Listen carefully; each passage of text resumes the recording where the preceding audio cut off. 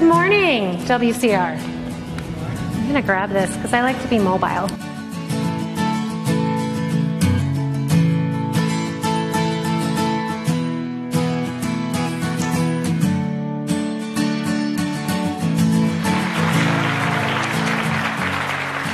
I find Stacy probably to be one of the most inspiring women that I have recently met. Because she really does have a very engaging story to tell that's very real and honest, and you know what, not a lot of people want to talk about, but people engage with that and connect with her because she's just so open and honest. I've attended some of her other events and she is amazing.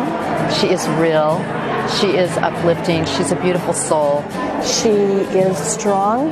She's empowering. And she will make you cry and laugh all at the same time, and will really fill your heart with some powerful inspiration. She's a real person. I find inspiration in her, and I think that as an older woman, I can learn from her. We would totally recommend her to anyone who's looking at having her come speak for them. She's amazing and dynamic, and she really can reach out and connect to those that she's speaking with in a way that I haven't seen others before. So I'm excited to, just give her a big shout out. We love her at the Women's Council, and I hope that you'll soon experience that for yourself.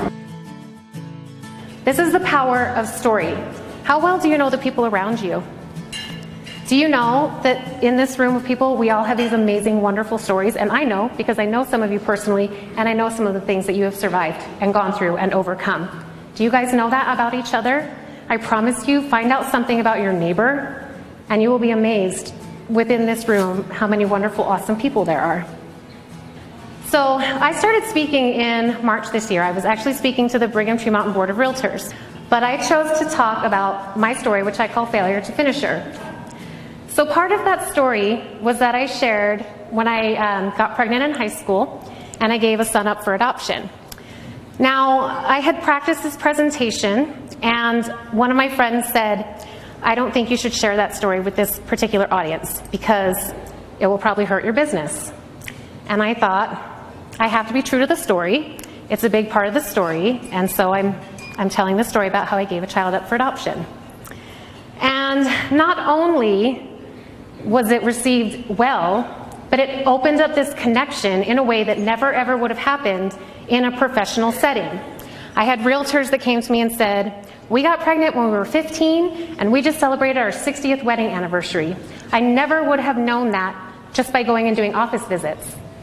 I had a woman come and tell me, thank you for being a birth mother, because I would not be a mom if it wasn't for another birth mother, because she had adopted 2 children.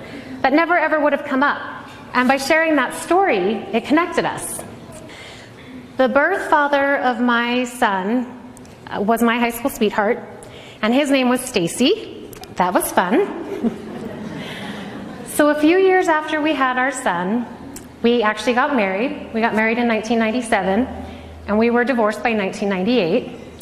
But then over the course of the next 10 years, we would still reconnect. And we were in different states, and I would fly and visit him, and he would fly and visit me. And one thing we had talked about doing all the time was going to the Grand Canyon. He always wanted to go to the Grand Canyon. We never ended up making it there. And then in 2009, I met my husband, and so I cut off all of my ties with my ex-husband. So I deleted him from my phone, I deleted him from my Facebook. But if you write something with a pencil and you erase it, is it completely gone? Absolutely not. There's always that imprint, right? So he had been a big part of my life for a lot of my life, so he was still imprinted on me. Well, I had not spoken to him since 2009 until last year when I found out that he was sick with cancer, and he was in the hospital. And as luck would have it, I was flying out to South Carolina to do a trail Ragnar, because that's what I do. And so if you recall, this time in October last year, there was a little bit of a storm called Hurricane Matthew. And so Charleston was being evacuated, and I was the one idiot trying to fly into Charleston because I wanted to get to the hospital and see him. So I managed to make it. I found his hospital room. I went in and got to spend a few hours with him. And right before I left his room, he said, "Did you come here because you think I'm dying?" I'm like, no, I was just in the neighborhood. And he's like, "You must think I'm dying." I'm like, "No, you're going to be fine. I just wanted to come by and say hi." So I go, I do my race, I come back home, and over the course of last fall, we had a couple conversations, we were able to catch up. He told me he was proud of me, he told me about his chemo, he told me about fighting cancer, and I'm thinking this is good, he's going to fight it, he's going to be okay. So I texted him last Thanksgiving, and I didn't hear anything back, and I figure life is busy, and he'll get to me when he can. And then I texted him again on Christmas Day, and I didn't hear from him.